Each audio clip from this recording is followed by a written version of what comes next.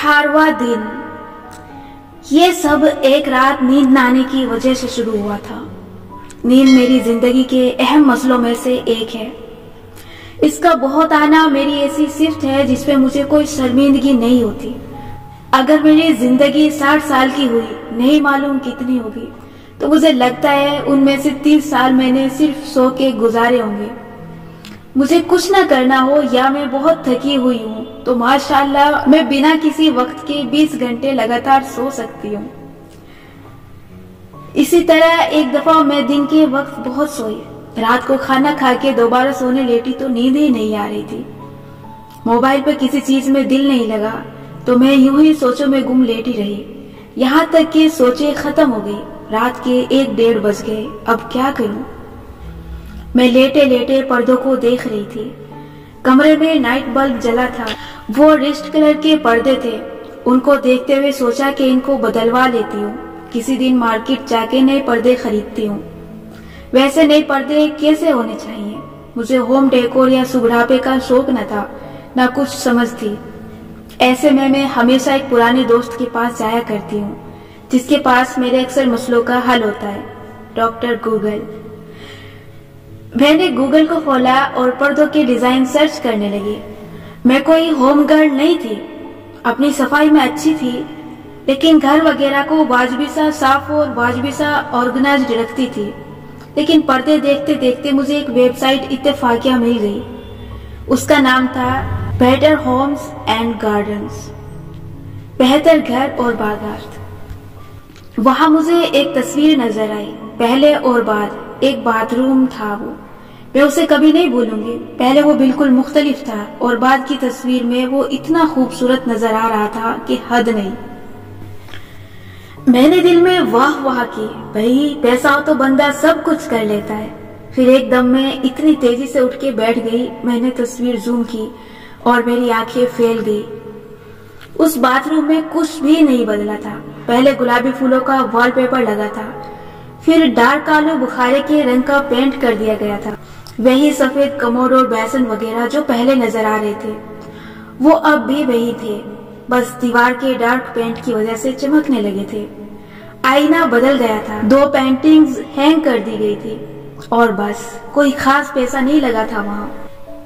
वो रेनोवेशन नहीं थी, वो रीमॉडलिंग थी, छोटी छोटी चीजों से घर को खूबसूरत बनाना। मेरे अंदर उस रोज एक नई शे ने अंगड़ाई ली। मैं सुबह सूरज निकलने तक उसी वेबसाइट को मशहूर होके देखे गई। वहाँ इसी तरह लातादाद तस्वीर में आम से घरों को पहले और बाद दिखाया गया था। उस रोज मेरा एक दूसरा शौक ट्यूलिप हुआ, जो मुझे इतना ही प्यारा है जितना कि लिखना। वो है होम डेकोर। मुझे बस आप कोई खाली कमरा दे दे, मैं खुद उसको रिमॉडल करने लग जाऊंगी। मैं घंटों बैठ के किसी भी कमरे को रिमॉडल करने के बारे में सोच सोच के खुश हो सकती हूँ। अगले ही रोज मैंने अपने घर के हर कमरे को रिमॉडल करना तय कर लिया। मैं घंटों फैंटेसी में डूबी रहती कि यहाँ ये लगा दूं, इस दीवार को ऐसा कर दूं। मुझे इसी से तस्कीन मिलती थी। मुझे बाहर से पेंटर्स बुलवाने के बजाय खुद पेंट करना पसंद था। मैं पेंटिंग यानी मुसव्विर नहीं करती थी। मैं सीधी लकीर भी नहीं खींच सकती, लेकिन एक ही रंग से पूरे दीवार को रंग करना ये मुझे बहुत पसंद है। मैंने दीवारों को रगड़ा भी है, प्लास्टर भी किया है, मैंने डिस्टेम्पर भी किया है। मर्दों से भरी पेंट मार्केट में जाके खुद पेंट और टूल्स वगैरह खरीदती रही हूँ। मैंने पेंटिंग को बहुत रिसर्च करके पढ़ा। फिर मैंने अपने घर के सब कमरों को संवार लिया। किचन को बहुत ही क्यूट कर दिया, बाथरूम्स नफीस कर लिए, ड्राइंग रूम को होटल टाइप लुक दे दी, सिवाय एक कमरे के। उस एक कमरे ने मुझे हरा दिया। वो एक छोटा सा बेडरूम था। मैंने सोचा कि इसको फला और फला तरीके से डेकोरेट करती हूँ। बड़े प्लान बना के मैंने उस कमरे का फर्नीचर निकाला और उसे साफ किया। पहला काम था दीवारों को ठीक करना। कोने से दीवार का पेंट उखड़ा हुआ था। मैंने स्क्रैपर से लूज पेंट को उखाड़ा ताकि उसे नए सिरे से पेंट कर सकूं, लेकिन साथ ही सीमेंट के कुछ टुकड़े भी उखड़ने लगे। मैंने दीवार साफ कर दी, कुछ डब खड़ब हो गई। अब मैंने उसे सफेद पेंट से पेंट किया। पेंट सूखा तो देखा अंदर गड्ढे बने नजर आ रहे थे। भले गड्ढे अब रंगदार हो गए थे, मगर नजर आते थे। मुझे गलती का एहसास हुआ। مجھے گڑھے بھرنے چاہیے تھے. اس سے پہلے کسی دیوار پہ یہ مسئلہ نہیں ہوا تھا. فوراً گوگل کیا کہ اس کا حل کیا ہے. پلستر کرنا ہے. گڈ. پلستر خرید لائے. ان گڈھوں کو بھرا. تھوڑا سا پلستر ابھرا سا رہ گیا. میں نے ویسے ہی سوکھنے دیا. سوکھا تو اس کے اوپر پینٹ کیا. میں سوچ رہی تھی پینٹ پھر سے دیوار کو برابر کر دے گا، لیکن ایسے نہیں ہوا. اب گڈھوں میں ٹیلے اور پہاڑیاں نظر آ رہی تھی. گوگل نے بتایا کہ ان کو ریگ مال سے سینڈ کر کے برابر کرنا تھا. سینڈ کیا تو تازہ سوکھا پینٹ بھی اترنے لگا. دھول اڑنے لگی. میں تھک گئی، لیکن وہ دیوار برابر نہیں ہوئی. ایک جگہ سے ہوئی تو سیم سے دوسرا کونا اکھڑنے لگا. تب میں ذرا نا تجربے کار بھی تھی. میں بار بار کہیں سے پلستر کرتی. کچھ جلدی سوکھ جاتا، کچھ گیلا ہو کے موٹا ہو جاتا، اتنا کہ سینڈ نہ ہو سکتا. میں نے بہت کوشش کی کہ پینٹ سے اس دیوار کے عیبوں کو چھپا دوں، لیکن یہ نہ ہو سکا. وہ دیوار عیب دار رہی. ایک ہی رنگ ہونے کے باوجود دیوار عجیب بدصورت رہی.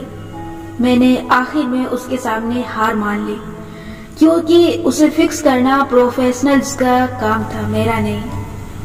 اس دیوار کا کیا مسئلہ تھا؟ اس کو نئے سرے سے پورا کلیئر کرنا تھا، یعنی تمام لوز پینٹ اکھاڑنا تھا، نئے سرے سے سیمنٹ لگا کے پلستر کرنا تھا، پھر پینٹ کی تہیں بچھانی تھی.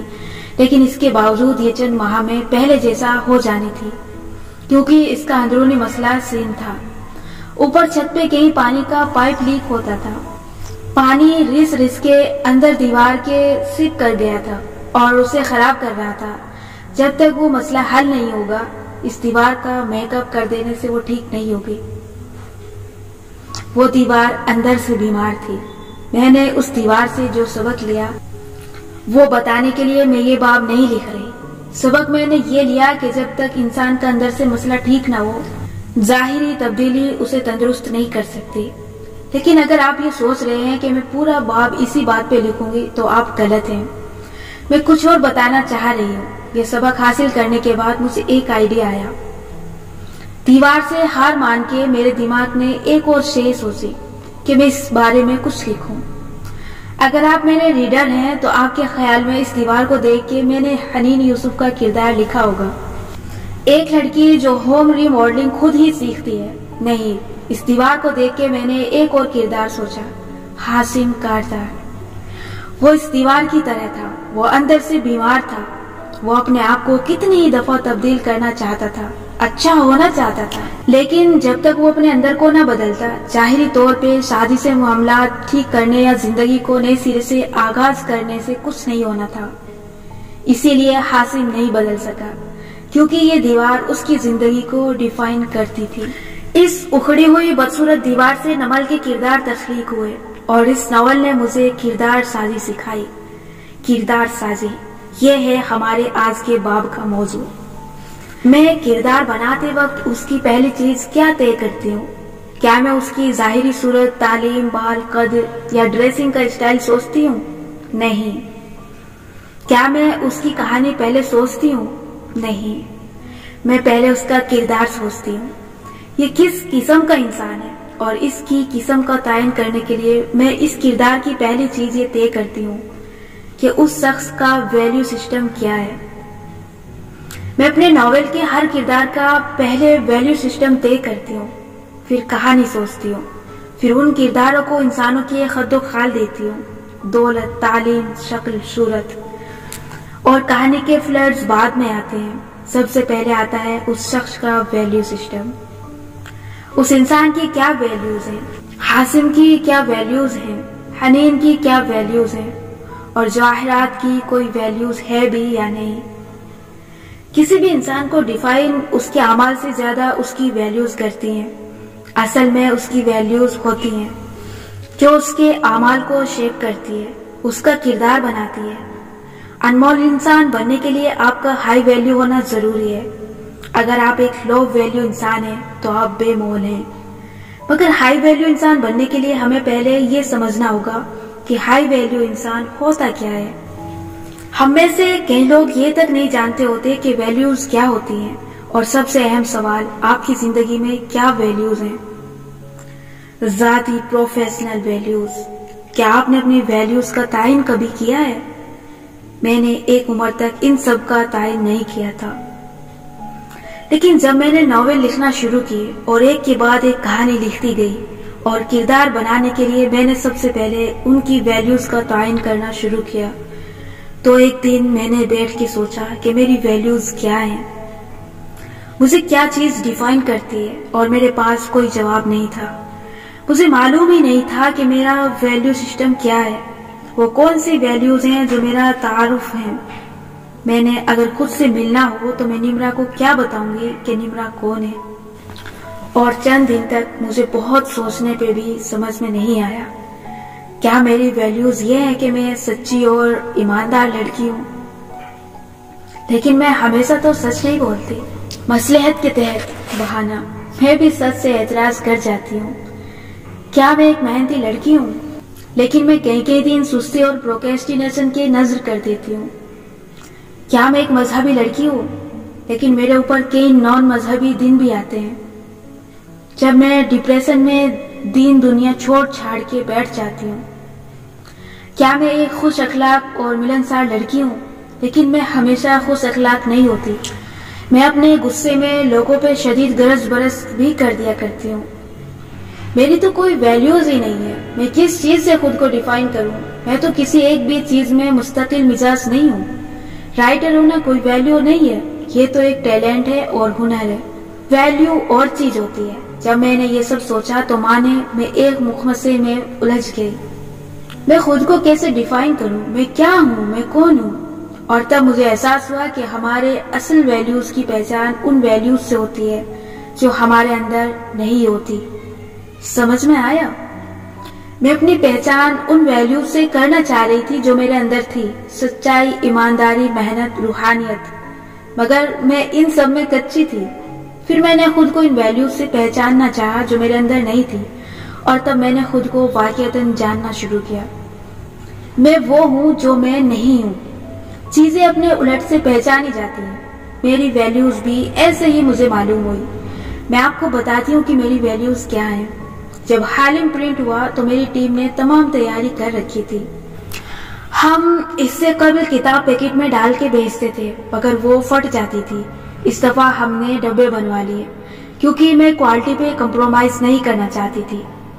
کتاب چھپ کے آئی تو وہ 1 کلو سے کوئی 10-20 گرام کم تھی۔ کوریئر کمپنی میں جب وزن 1 کلو سے بڑھ جائے، چاہے 10 گرام بڑھے چاہے 500 گرام، تو اگلا کلو تصور کیا جاتا ہے۔ اگر کتاب کا وزن 1 کلو سے ذرا سا بھی زیادہ ہو جائے تو ہمیں اس کا وزن 2 کلو لکھنا ہوتا ہے۔ ہر اضافی کلو کے تقریباً 200-250 روپے ڈیلیوری پڑ جاتی ہے۔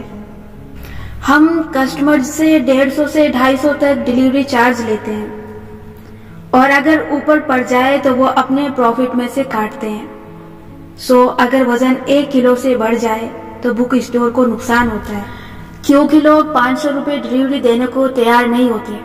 حالم حصہ 2 کا وزن 1 کلو سے کم تھا، لیکن جو ڈبے میں نے کتاب کو محفوظ رکھنے کے لیے بنائے تھے وہ 110 گرام کے تھے۔ ڈبے میں ڈالنے کے بعد، پیک کرنے کے بعد کتاب کا وزن 1 کلو اور 110 گرام بنتا تھا۔ صرف 110 گرام کی وجہ سے ہمیں وزن 2 کلو پڑنا تھا، یعنی ہر کتاب پہ ہمیں 250 کا نقصان تھا۔ قیمت اور ڈیلیوری چارجز کا تعین تب ہوا جب یہ بات ہمیں نہیں معلوم تھی۔ ہر کتاب پہ 250 روپے کا نقصان، ہر 10 کتابوں پہ 2500 کا نقصان، ہر 100 کتابوں پہ 25,000 روپے کا نقصان، ہر 1000 کتابوں پہ 2.5 لاکھ روپے کا نقصان۔ اور کتابیں تو ماشاءاللہ ہزاروں میں بکتی ہیں، یہ نقصان بہت زیادہ تھا۔ میں نے کوریئر کمپنی سے بات کی کہ کیا ایسا نہیں ہو سکتا ہے کہ آپ اپنے کانٹریکٹ میں نرمی کرتے ہوئے ہمیں 110 گرام معاف کر کے 1 کلو چارج کریں، کیونکہ 110 گرام بہت واجبی سا وزن ہے۔ کوریئر کمپنی کے سیلز مینیجر نے مجھے کہا کہ میم ایسے نہیں ہو سکتا، 10 گرام بھی اوپر وزن ہو تو دوسرا کلو چارج ہوتا ہے، البتہ اس کا ایک اور طریقہ ہے۔ میں نے پوچھا کہ وہ کیا ہے، تو وہ بولے کہ آپ یوں کریں، سلپ بناتے وقت وزن 1 کلو لکھیں، یوں آپ کو 1 کلو چارج ہوگا۔ میں نے کہا اوہ اتنی سی بات تھی، ٹھیک ہے ہم وزن 1 کلو لکھ دیں گے۔ انہوں نے کہا کہ مگر میم آپ لاہور، کراچی، اسلام آباد، پشاور اور فیصل آباد کو چھوڑ کے باقی سب شہروں کے لیے 1 کلو لکھیں۔ ان شہروں کے لیے اصل وزن لکھیں۔ میں حیران ہوئی کہ وہ کیوں؟ تو انہوں نے بڑی سادگی سے بتایا کہ ان شہروں میں سیکیورٹی زیادہ ہوتی ہے، یہاں پارسل جاتا ہے تو چیک ہوتا ہے کہ اصل وزن کیا ہے، پھر اصل وزن کے لحاظ سے پیسے کٹتے ہیں۔ چھوٹے شہروں میں چیکنگ نہیں ہوتی، وہاں آپ 1 کلو لکھ دیں، ہم لوکل اسٹاف سے بات کر لیں گے، وہ آپ کے پارسل گزر جانے دیں گے۔ میں تو وہی اٹھ کھڑی ہوئی، میرا پارا آسمان کو چھونے لگا۔ میں نے کہا آپ کا مطلب ہے کہ آپ کی کمپنی ہمارے چارجز کم نہیں کر رہی ہے، آپ ہمیں رعایت نہیں دے رہے، بلکہ آپ یہ کہہ رہے ہیں کہ میں وزن کم لکھوں تاکہ دھوکے سے میرے لکھے وزن پہ اعتبار کر کے لوکل اسٹاف اسی کے مطابق کم چارج کرے۔ میں تو ایسا کبھی نہیں کروں گی۔ اسٹاف نے مجھے کئی مختلف طریقوں سے سمجھایا کہ یہ دھوکہ نہیں ہے، ہم اسٹاف ہیں، ہم کہہ رہے ہیں تو آپ یہ کر لیں۔ میں نے کہا آپ کمپنی کے مالک نہیں ہیں، آپ اسٹاف ہیں، یہ غلط ہے، تبھی تو آپ نے کہا ہے کہ بڑے شہروں میں یہ کام پکڑا جائے گا، یعنی یہ غلط ہے۔ کمپنی کے اصول بھلے مہنگے ہوں، بھلے میرا نقصان ہو، لیکن میں ناپ تول میں کمی کروں، میں غلط وزن لکھوں چند لاکھ روپے بچانے کے لیے، اور جو میں نے اس کتاب میں لکھا ہے سچائی اور ایمانداری کا، وہ تو سب ملیا میٹ ہو گیا نا۔ میں تو ایسے کبھی نہیں کروں گی۔ میرے اندر بہت سی خامیاں ہوں گی، میں غصہ جلدی کرتی ہوں، میں اپنے کام میں سستی بھی کر جاتی ہوں، میں بہت سے اور عیوب کا بھی شکار ہوں، لیکن میں ناپ تول میں کمی نہیں کروں گی، میں حرام نہیں کماؤں گی، یہ وہ کام ہے جو میں نہیں کروں گی۔ میں کسی کا فون نہ اٹھا سکوں تو بہانہ بنا کے کہہ دیتی ہوں کہ میں بزی تھی، لیکن میں اس قسم کا جھوٹا وزن نہیں لکھوں گی۔ میرے پاس دوسرا طریقہ تھا کہ میں باکس کے بغیر کتاب بھیجوں، لیکن ایک تو یہ کہ میں اتنے مہنگے باکسز بنوا چکی تھی، دوسرا یہ کہ میں باکس میں کتاب نہ ڈالتی تو میرے دل کو تسلی نہ ہوتی۔ 10% لوگوں کو کتاب پھٹی ہوئی ملتی ہے، یہ مجھے گوارا نہیں تھا، سو میں نے 2 کلو وزن ہی لکھا، میں نے باکس میں ہی کتاب بھیجی، میں نے 110 گرام کے پیچھے ہر کتاب پہ 250 روپے اپنی جیب سے ادا کیے، اور اس دن مجھے اپنی 2 ویلیوز معلوم ہوئی۔ ایک یہ کہ میں مالی معاملات میں خیانت کبھی نہیں کرتی، میں حرام کا رزق نہیں کمانا چاہتی، میں قیمتی پروڈکٹ بنا کے اس کو سستا نہیں کروں گی، لیکن میں ناپ تول میں کمی بھی نہیں کروں گی۔ دوسری یہ کہ میں اپنے کام کی کوالٹی کے ساتھ سمجھوتا نہیں کرتی۔ خیانت بھی ایک ویلیو ہے، نگیٹو ویلیو، کوالٹی میں ڈنڈی مار جانا بھی ایک نگیٹو ویلیو ہے۔ یہ 2 منفی ویلیوز میرے اندر نہیں ہیں، اور ان کے نہ ہونے سے مجھے اپنی 2 مثبت ویلیوز معلوم ہوئی کہ میں مالی معاملات میں بہت ایماندار ہوں، اور میں اپنے کام کے ساتھ بہت مخلص ہوں۔ ہو سکتا ہے آپ کو میرا کام نہ پسند ہو، لیکن میں اپنا کام اس لیول پہ کرتی ہوں جہاں میرا دل مطمئن ہو جائے کہ ہاں میں نے اس کا حق ادا کر دیا۔ میں بھلے اپنے کام میں کتنی سستی کروں، لیکن میں کوالٹی میں ڈنڈی نہیں مارتی۔ اپنے کردار لکھتے وقت میں پہلے یہ سوچتی ہوں کہ میرے کردار میں کیا نہیں ہوگا۔ سعد یوسف اپنے پہلے ہی سین میں کہتا ہے کہ اس نے ایک اسکول کا آرڈر نوٹ کر لیا تھا جو وہ بتانا بھول گیا، اب وہ اپنا کام چھوڑ کے اٹھے گا اور خود اس آرڈر کو مکمل کرے گا کیونکہ وہ بات سے نہیں پھرتا۔ سعدی کی پہچان اس ویلیو سے ہوتی ہے جو اس میں نہیں تھی، یعنی بات کر کے اس کو پورا نہ کرنا، یہ وہ نہیں کرتا تھا۔ سعدی اپنے خاندان کو چھوڑ دینے والوں میں سے نہیں تھا۔ کہنے کا مقصد یہ تھا کہ ہماری پہچان ان چیزوں سے بھی ہوتی ہے جو ہم میں نہیں ہوتی۔ میری کہانی یہی تک تھی، میری کہانی کو اب روک دیتے ہیں اور آپ کی کہانی کی طرف چلتے ہیں۔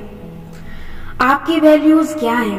یہ جاننے کے لیے آپ کو یہ جاننا ہوگا کہ آپ کی ویلیوز کیا کیا نہیں ہیں، یوں آپ خود کو تلاش کر پائیں گے۔ لیکن اس سے پہلے سب سے اہم سوال، ویلیوز ہوتی کیا ہیں؟ ویلیوز کو اردو میں اقدار کہتے ہیں۔ یہ لفظ ہم بہت پڑھتے اور سنتے آئے ہیں، معاشرتی اقدار، خاندانی اقدار وغیرہ وغیرہ، مگر کبھی سوچا ہے یہ کیا ہوتی ہے؟ ویلیوز اقدار کہتے ہیں ان اصولوں کو جن پہ آپ کو پکا یقین ہوتا ہے کہ یہ آپ کے لیے لازمی ہے اور آپ اپنے فیصلے اور اصولوں کے مطابق ہی لیتے ہیں۔ کبھی آپ ان اصولوں پہ سوچ سمجھ کے عمل کرتے ہیں، کبھی آپ بغیر سوچے سمجھے بھی وہی فیصلے کرتے ہیں جو ان اقدار کے مطابق ہوتے ہیں۔ یہ اقدار آپ کی شخصیت میں اتنی رچ بس جاتی ہے کہ یہ آپ کو آپ بنا دیتی ہے، یہ آپ کی پہچان بن جاتی ہے۔ کچھ لوگوں کے بارے میں آپ کہتے ہیں کہ فلاں بات کا بہت پکا ہے، فلاں جو وقت دیتا ہے اس کے مطابق پہنچ جاتا ہے، فلاں کبھی ہمیں ہرٹ کرنے والا کام نہیں کرے گا، فلاں بہت کھلے دل سے مہمان نوازی کرتا ہے کیونکہ اس میں تواضع کا عنصر بہت ہے۔ جیسے میری بڑی بہن غیبت نہیں کرتی، گوسپ نہیں کرتی، اس کی یہ ویلیو سب کو معلوم ہے، اس کے ساتھ بیٹھ کے کوئی کسی کی غیبت نہیں کر سکتا۔ اسی طرح یہ ان لوگوں کی ویلیوز ہیں جو ان کی پہچان بن گئی ہیں۔ ویلیوز آپ کی عادتیں نہیں ہوتی، یہ وہ اصول ہیں جو آپ کی عادتوں کو بناتے ہیں اور یہ آپ کے اندر پتھر پہ لکیر کی طرح راسخ ہو چکے ہیں۔ آپ کی ویلیوز کیا ہیں اور آپ کی ویلیوز کیا نہیں ہے، ان سوالات کے جواب صرف آپ دے سکتے ہیں، اور آپ نے اس باب کے آخر میں آج کی مشق کرتے ہوئے اپنے اندر جھانکنا ہے۔ یہاں میں آپ کو بتانے جا رہی ہوں وہ چند ویلیوز جو آپ کو ایک ہائی ویلیو انسان بناتی ہیں، اور ابھی بھی ان کو اپنے اندر آپ پیدا کر سکتے ہیں، اب بھی دیر نہیں ہوئی۔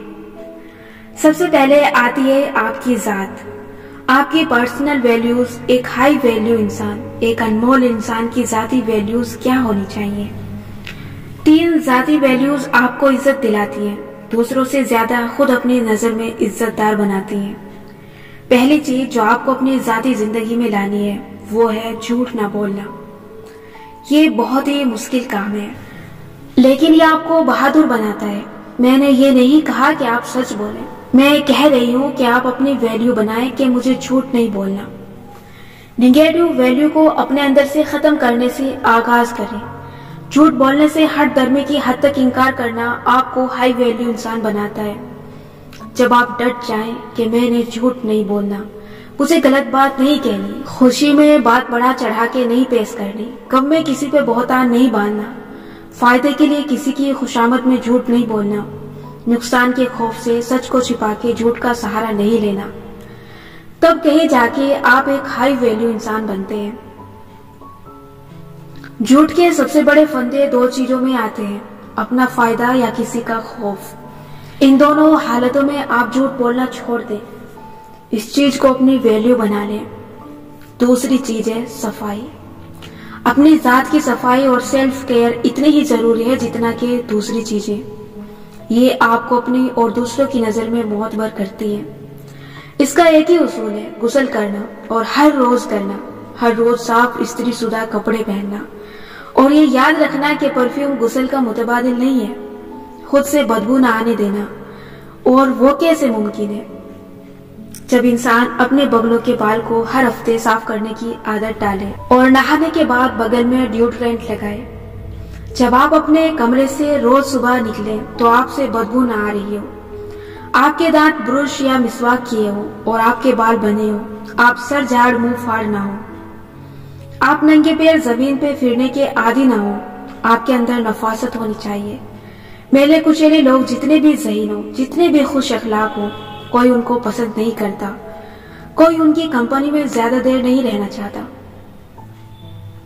تیسری پرسنل ویلیو جو آپ کو معتبر بناتی ہے وہ اپنی بات پہ قائم رہنا اور اسے پورا کرنا ہے۔ آپ نے اپنے اندر سے ایک نگیٹو ویلیو ختم کرنی ہے جو کہ ہے اپنی کمٹمنٹ توڑنا، اپنے وعدے توڑنا اور بہانے بنا کے اپنی ڈیڈ لائن پوری نہ کر سکنا۔ ان ویلیوز کو زندگی سے نکالیں۔ اس کا ایک ہی طریقہ ہے کہ آپ اوور کمٹ نہ کیا کریں، لوگوں سے صرف اسی شے کا وعدہ کریں جو پورا کر سکیں، جو کام کر نہیں سکتے اس کی حامی نہ بھریں۔ الفاظ سوچ سمجھ کے ادا کریں، کیوں آپ کو اپنے الفاظ کی اہمیت معلوم ہوگی، آپ کو اپنے الفاظ پہ خود یقین آنے لگے گا۔ جب آپ کو یقین ہوگا تو دوسروں کو ہوگا۔ آپ کی بات کی قدر تب ہوگی جب آپ اس کی قدر کروائیں گے، اور یہ اسی صورت ممکن ہے جب آپ اپنی بات سے نہ پھریں۔ ویسے تو پرسنل ویلیوز بہت سی ہیں، لیکن یہ ہر شخص کے لیے مختلف ہوتی ہیں۔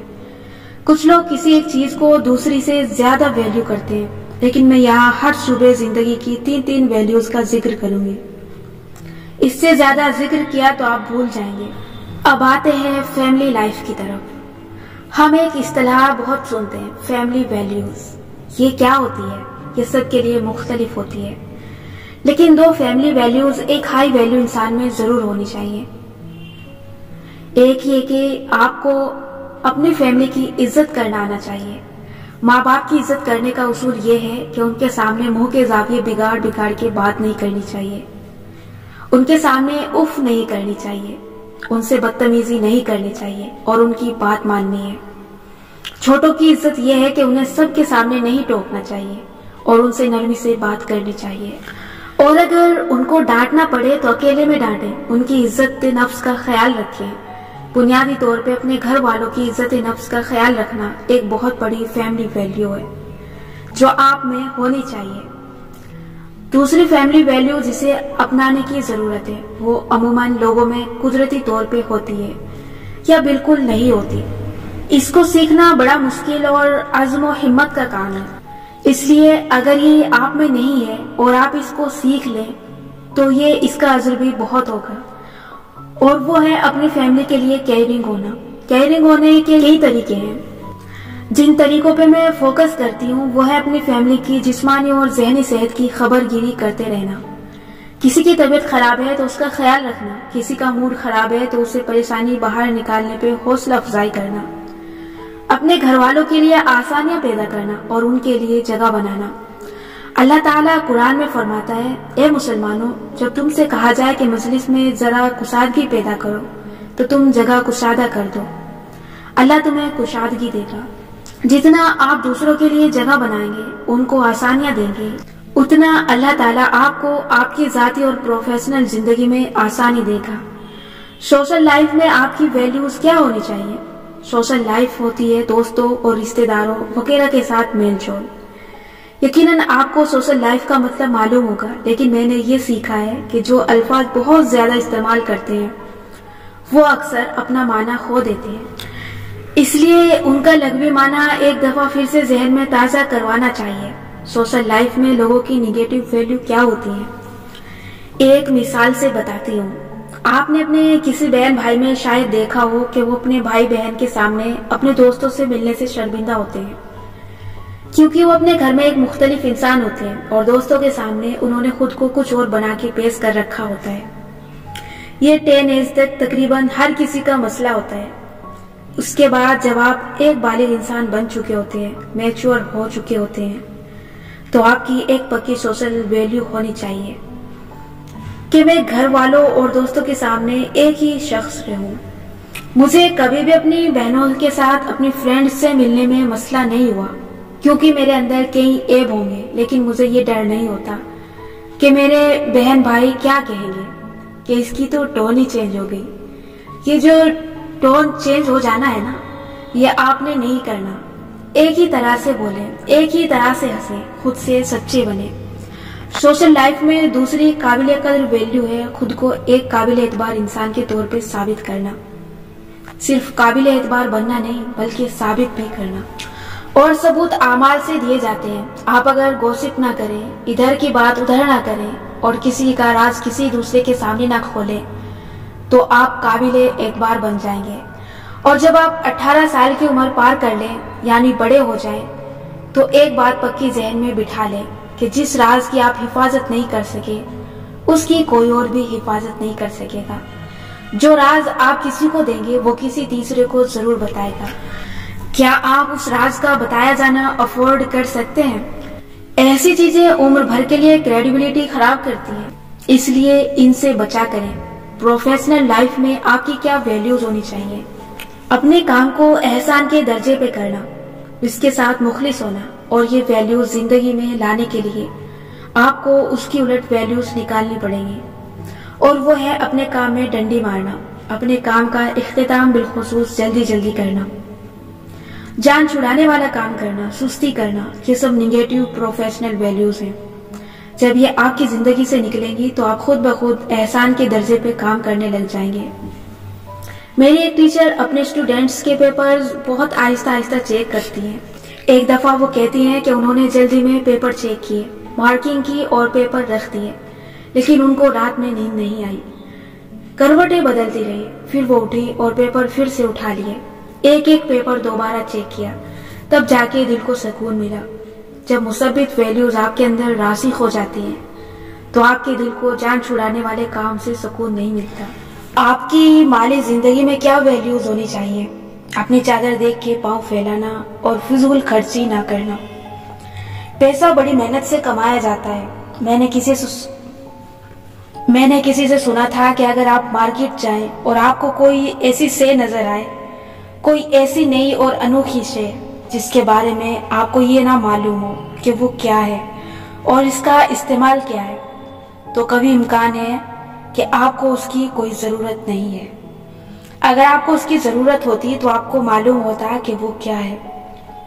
पैसा खर्च करते वक्त एक बात सोचा करें, ये चीज जो इतने हजार में लेने जा रही हूँ, ये इतने 1000 रुपए मैंने या मेरे अब्बा या सोहर ने कितने घंटों या दिनों की मेहनत में कमाए हैं? क्या यह चीज इतने घंटों की मेहनत के काबिल है? अगर आपकी तनख्वाह 30,000 रुपए है तो आप हर रोज 7 घंटे काम करने का 1000 कमाती हैं। अगर आप कोई 5,000 की चीज ले रहे हैं तो सोचें, क्या ये मेरी 5 दिन की कमाई के काबिल है? एक दफा अपनी माली वैल्यू सेट कर लें तो मुस्तकबिल में बहुत से मसलों से बचा जा सकता है, क्योंकि पैसा हर एक की हर वक्त जरूरत होता है। और आखिर में आपकी इखलाकी वैल्यूज। बतौर एक मुसलमान के आपके अंदर कुछ अखलाकी वैल्यूज होनी चाहिए जो आप पे आपके अल्लाह ताला ने लाजिम की हैं। मसलन अपने मुखालिफ सिन्फ से बात करते वक्त आपको मोहतात होना चाहिए।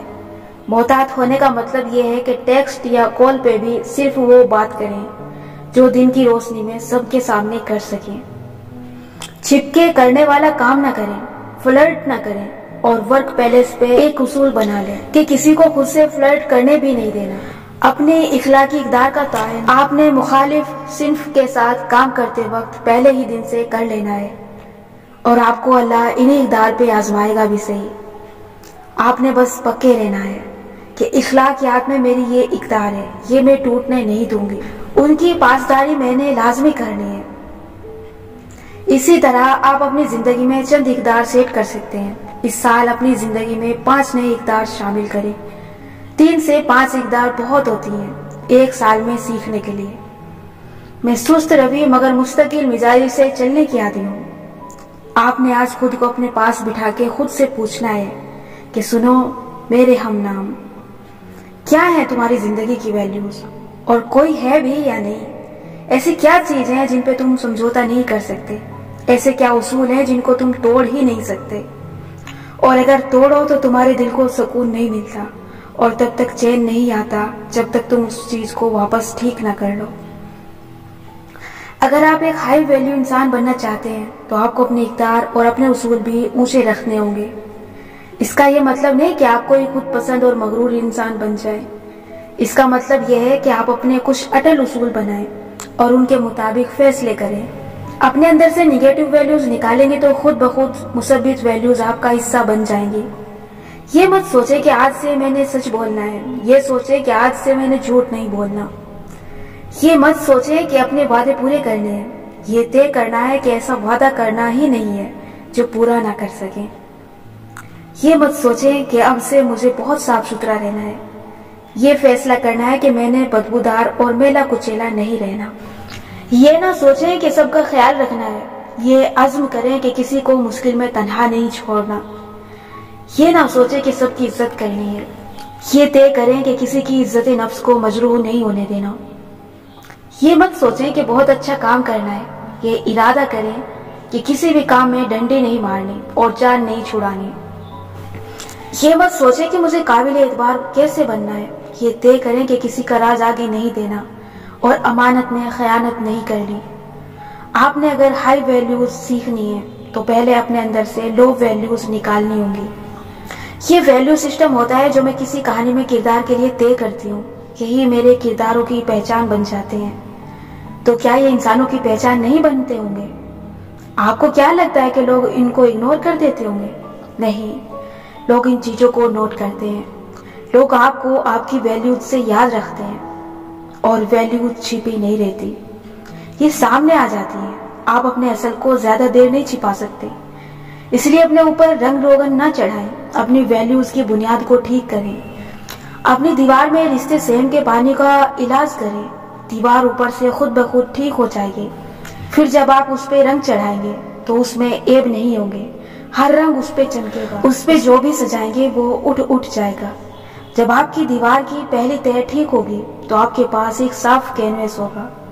उसे जिस रंग से भी सजाएं, जिस पेंटिंग से उसकी ज़ेबाइश करें, उसे किसी भी फूल से मुअत्तर करें या उसमें कोई खिड़की खोल के रोशनी को अंदर आने दें। जब तक आपकी दीवार का अंदर से बुनियादी मसला नहीं हल होगा, वो ऐबदार ही रहेगी।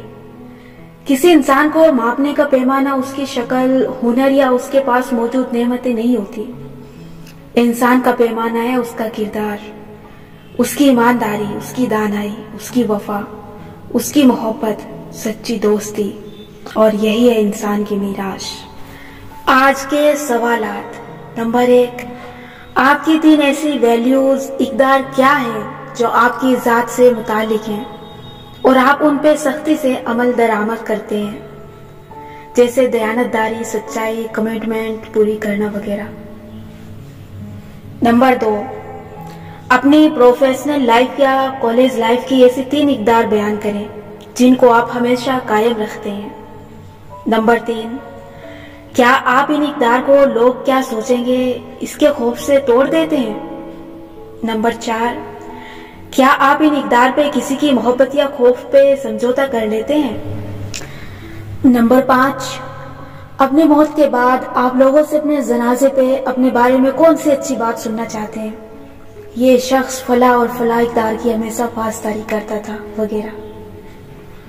नंबर 6, आपको किस चीज की ज्यादा परवाह है जिसके लिए आप कोशिश करते हैं। आपकी जिंदगी बज़ाहिर कैसी दिखाई देती है या आपकी जिंदगी आपको कैसा महसूस करवाती है। नंबर 7, अगर कल आपकी जिंदगी का आखिरी दिन हो तो आपको अब तक की जिंदगी में सबसे ज्यादा पछतावा क्या काम ना करने का होगा। नंबर 8, आप उस काम को अपनी जिंदगी में आज से शामिल क्यों नहीं कर सकते। दयानतदारी से वजह तहरीर करें। नंबर 9, अपनी किस आदत पे अमल करके आपको अपना आप बाइज्जत और मोहतरम लगता है। नंबर 10, आपको दूसरे लोगों की कौन सी इकदार पसंद है जो आपके अंदर मौजूद नहीं है। नंबर 11, 3 ऐसी इकदार जो अपनी ज़ाती जिंदगी में आप अपने अंदर पैदा करना चाहेंगे। नंबर 12, 3 ऐसी इकदार जो अपने घर से बाहर की जिंदगी में आप अपने अंदर पैदा करना चाहेंगे। नंबर 13, आपके ख्याल में आपके इर्द गिर्द के लोग आपकी किन इकदार की तारीफ करते होंगे।